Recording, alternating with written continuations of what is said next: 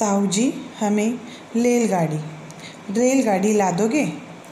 कहता हुआ एक 5 वर्षीय बालक बाबू रामजी दास की ओर दौड़ा। ताऊ जी हमें रेलगाड़ी चाहिए, आप ला दोगे?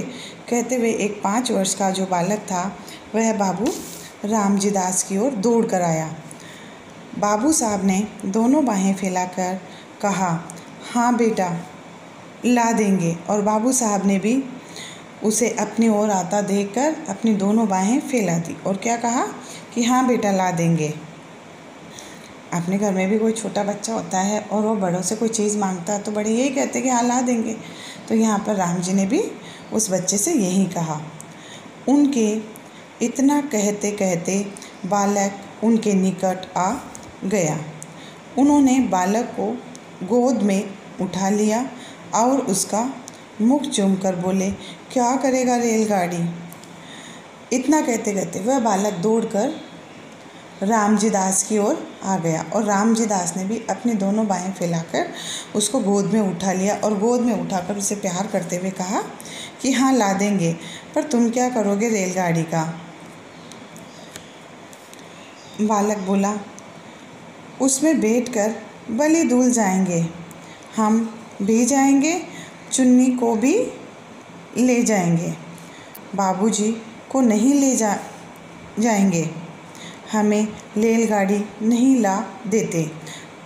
ताऊ जी तुम ला दोगे तो तुम्हें ले जाएंगे। तो बालक ने क्या कहा, जब राम जी ने उससे कहा कि तुम क्या करोगे रेलगाड़ी को, तो उसने कहा कि हम रेलगाड़ी में बैठकर बहुत दूर जाएंगे, हम भी जाएंगे और चुन्नी को भी ले जाएंगे, पर बाबूजी को नहीं ले जाएंगे क्योंकि वो मुझे रेलगाड़ी लाकर नहीं देते हैं। ताऊ जी तुम लाओगे तो तुम्हें भी ले जाएंगे। बाबू और किसे ले जाएगा? फिर राम जी ने कहा कि और किसे ले जाएगा? बालक दम भर सोच कर बोला,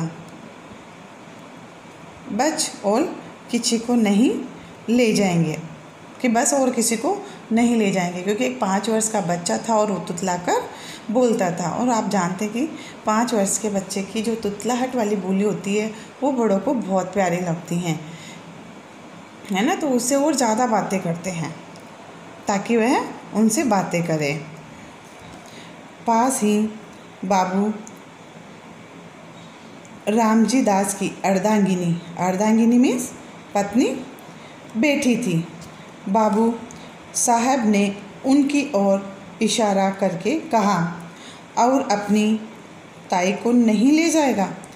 पास ही राम जी की पत्नी बैठी हुई थी, तो उन्होंने उसकी ओर इशारा करके कहा कि क्या तू अपनी ताई जी को नहीं ले जाएगा? बालक कुछ देर तक अपनी ताई की ओर देखता रहा और बालक जो है वह कुछ देर तक उसने ताई की ओर देखा। ताई जी इस समय कुछ चिड़ी हुई सी बैठी थी, मतलब ताई जी जो थी उन्हें किसी बात को लेकर चिढ़ हो रही थी, तो वो वहाँ पर चिड़ी हुई बैठी थी। बालक को उनके मुख का ये भाव अच्छा न लगा और बालक का जो उसके चेहरे का जो भाव था यह ताई जी को अच्छा नहीं लगा था। अतएव वह बोला, ताई को नहीं ले जाएंगे। बालक को जो है उनके मुख के जो भाव थे वो अच्छे नहीं लग रहे थे, तो उसने क्या कहा, नहीं ताई जी को भी नहीं ले जाएंगे। ताई जी सुपारी काटती हुई बोली, अपने ताऊ को ही ले जा, मेरे ऊपर दया रख। तो वह वहीं से चिढ़कर बोली कि मुझे नहीं जाना तेरी रेलगाड़ी में, तू अपने ताऊ को ही ले जा, मुझे तू मेरे ऊपर तो दया रख। तो घर में एक छोटा बच्चा था और राम जी उसे इन बातों को देखकर लग रहा था कि राम जी उसे बहुत प्यार कर। ये देखिए आप चित्र में, ये जो है राम जी है, ये इनकी पत्नी एक तरफ बैठी हुई कुछ काट रही है। राम जी इस बच्चे को किस तरह से प्यार करें, तो घर में छोटा बच्चा एक ही था और ये लोग इसे बहुत प्यार करते थे, तो इसकी जो भी जिद होती थी वो राम जी पूरा करते थे। तो बच्चा अपने बाबूजी से ना कहकर राम जी से जो भी उसको चाहिए होता था वह मंगवा लेता। ताई ने यह बात रुखाई के साथ कही और ताई ने यह बात जो थी बड़े ही रूखेपन के साथ कही, क्योंकि उसको ये सब देखकर अच्छा नहीं लग रहा था। बालक ताई के शुष्क व्यवहार को तुरंत ताड़ गया। बालक जो था वह ताई के एक शुष्क मीन्स सूखा, तो उसके इस व्यवहार को वह तुरंत ही जान गया, क्योंकि ताई उखड़ी थी और चिढ़कर उससे बात कर रही थी। बच्चे चाहे छोटे हों चाहे बड़े, वो बड़ों के व्यवहार को, उनके चेहरा देखकर वो ये जान जाते हैं कि ये क्या, किस तरह से ये मुझे कह रहे हैं या इस वक्त किस तरह से ये बात कर रहे हैं, इनका मूड सही है या नहीं, है ना। अभी आप लोगों को भी लगता है कभी टीचर हंसते हुए आएगी तो आपको लगेगा नहीं आज मैम का मूड बहुत अच्छा है, लेकिन वही थोड़ा अगर गुस्से से आएगी तो आप पहले ही बच्चे डर जाएंगे कि नहीं मैडम कभी भी डांट सकती है। तो आप एक टीचर को देखकर पता लगा लेते हैं कि आज इनका मूड कैसा है। तो वही बात इस बच्चे के साथ थी, क्योंकि ये भी बच्चा था। बाबू साहब ने पूछा ताई को क्यों नहीं ले जाएगा। बाबू साहब ने फिर उनसे क्या पूछा कि तू ताई को क्यों नहीं ले जाएगा। बालक ताई हमें प्यार नहीं करती। बालक तुतला कर बोल रहा था, तो उसने क्या कहा कि ताई हमें प्यार नहीं करती हैं। बाबू जो प्यार करे तो ले जाएगा, तो अगर ताई तुझे प्यार करेगी तो तू क्या ताई को ले जाएगा। क्योंकि शायद जितना हमने पढ़ा उससे देखकर यही लगता था कि ताई को ये बच्चा पसंद नहीं था, और राम जी का उसके साथ इस तरह बात करना भी ताई को बिल्कुल पसंद नहीं आता था, इसलिए वह बच्चे से हर समय चिड़ी रहती थी। बालक को इसमें कुछ संदेह था। ताई का भाव देखकर उसे यह आशा नहीं थी कि वह प्यार करेगी।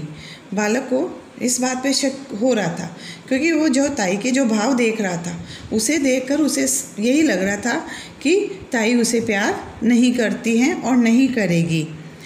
इससे बालक मौन रहा और ताऊजी के इस प्रश्न का बालक ने कोई जवाब नहीं दिया। बाबू साहब ने फिर पूछा। बाबू साहब ने वापस अपनी बात रिपीट करी, क्यों रे बोलता क्यों नहीं। उन्होंने फिर बच्चे से क्या कहा, क्यों तूने मेरी बात का जवाब नहीं दिया, तुम बोल क्यों नहीं रहे हो। ताई प्यार करे तो रेल पर बिठाकर ले जाएगा। अगर ताई तुझे प्यार करे तो क्या तू ताई को अपने साथ रेल में बिठाकर ले जाएगा। बालक ने ताऊजी को प्रसन्न करने के लिए केवल सिर हिलाकर स्वीकार कर लिया, परंतु मुख से कुछ नहीं बोला, क्योंकि वह जानता था कि ताई उसे प्यार नहीं करती हैं। तो उसने सिर्फ अपने ताऊजी की बात का सिर हिलाकर जवाब दिया, मुंह से उसने कुछ भी नहीं बोला था। बालमन था, वह जानता था कि ताई मेरे साथ किस तरह का व्यवहार करती हैं। तो ये देखकर बालक के मुख से कुछ नहीं निकला।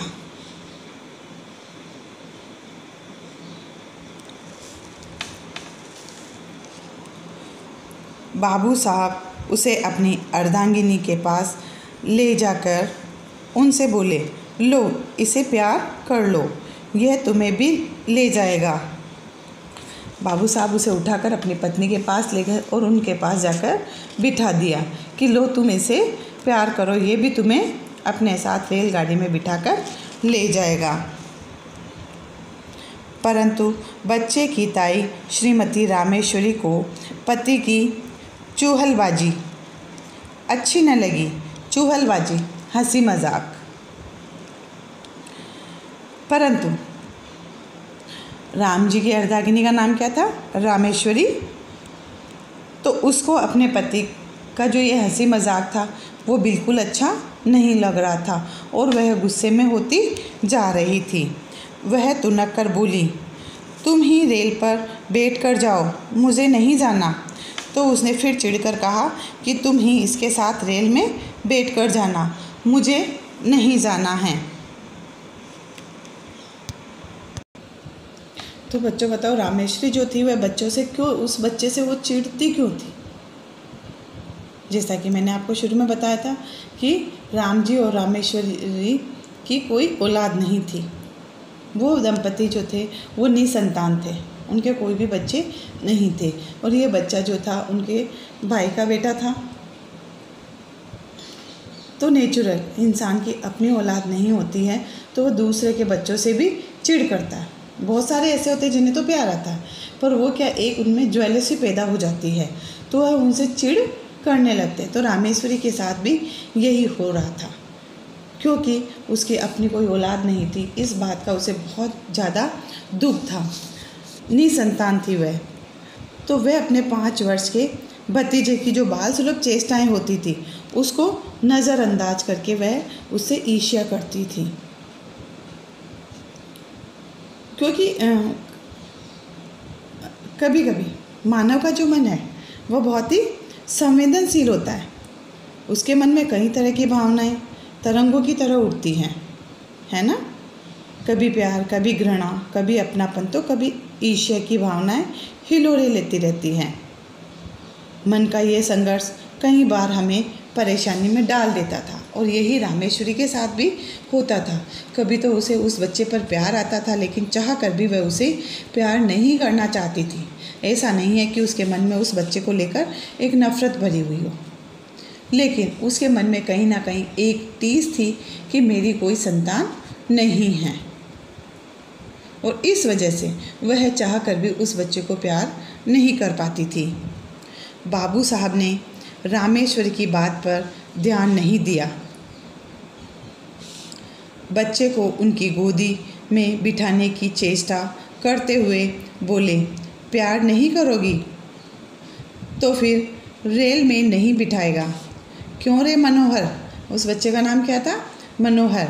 तो बाबू साहब ने अपनी पत्नी की बात की ओर कोई ध्यान नहीं दिया और उन्होंने उस बच्चे को उनकी गोद में बिठाने की पूरी कोशिश की। चेष्टा मीन्स कोशिश की।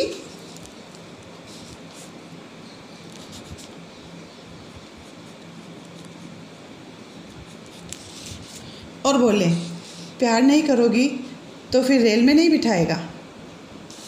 फिर उससे पूछा, क्यों रे मनोहर, नहीं बिठाएगा ना? अगर ताई जी तुझे प्यार नहीं करेगी तो तू इन्हें नहीं ले जाएगा अपने साथ। मनोहर ने ताऊ की बात का उत्तर नहीं दिया। उधर ताई ने मनोहर को अपनी गोद से ढकेल दिया। मनोहर ने भी अपने ताऊ जी की बात का कोई जवाब नहीं दिया और ताई ने भी उस बच्चे को गोद से नीचे उतार दिया। एक धक्का सा देकर उसे नीचे उतार दिया। मनोहर नीचे गिर पड़ा। जैसे ही उन्होंने उसको धक्का देकर नीचे उतारा तो मनोहर नीचे गिर गया था। बाबू साहब ने उसे गोद में उठा लिया और फिर बाबू साहब ने उसे वापस उठा लिया था।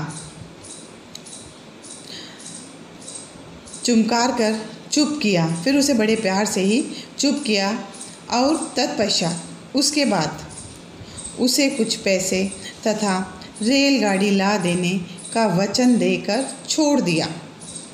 बालक मनोहर भयपूर्ण दृष्टि से अपनी ताई की ओर ताकता हुआ उस स्थान से चला गया। जैसा आपको बताया बच्चों कि ताई को राम जी का उस बच्चे के साथ बात करना बिल्कुल पसंद नहीं आ रहा था। वह चिड़ी हुई थी। वह बार बार उस बच्चे को उसके पास लाने की कोशिश करते और ज़बरदस्ती उन्होंने उसको उसकी गोद में भी बिठा दिया और कहा कि अगर तुम इसे प्यार नहीं करोगी तो ये तुम्हें अपने साथ रेलगाड़ी में घुमाने के लिए नहीं ले जाएगा, तो तुम्हें इसे प्यार करना होगा। लेकिन ताई को वो उनकी बात में उसे कोई भी रुचि नहीं थी। तो जैसे ही उन्होंने उसको गोदी में बिठाया तो उसने एक हल्का सा धक्का देकर उस बच्चे को नीचे उतार दिया, लेकिन हल्के से धक्के के कारण वह बच्चा नीचे गिर पड़ा। तो ताऊ जी ने उसे उठाकर उसे प्यार किया और कुछ पैसे दे दिए। फिर कहा कि मैं तुम्हें रेलगाड़ी ला कर दूँगा। ये सुनकर बच्चे ने फिर एक बार ताई की ओर देखा। एक डर वाली दृष्टि से उसने ताई की ओर देखा और फिर वहाँ से चला गया। मनोहर के चले जाने पर बाबू रामजी दास रामेश्वरी से बोले, तुम्हारा ये कैसा व्यवहार है? बच्चे को ढकेल दिया, जो उसके चोट लग जाती तो? फिर राम जी ने अपनी पत्नी रामेश्वरी को डांटा कि एक बच्चे के प्रति तुम्हारा ये कैसा व्यवहार है? तुमने उसे जिस तरह से धक्का दिया, यदि बच्चा जोर से नीचे गिर जाता, उसके लग जाते तो? रामेश्वरी मुंह लटका कर बोली और रामेश्वरी फिर उदास होकर बोली, लग जाती। उदास होकर, वह उदास तो पहले ही थी क्योंकि उसको ये सब पसंद नहीं आ रहा था, और फिर बोली, लग जाती तो अच्छा होता। क्यों मेरी खोपड़ी पर लादे देते हो? मतलब उसके लग जाती तो अच्छा ही होता।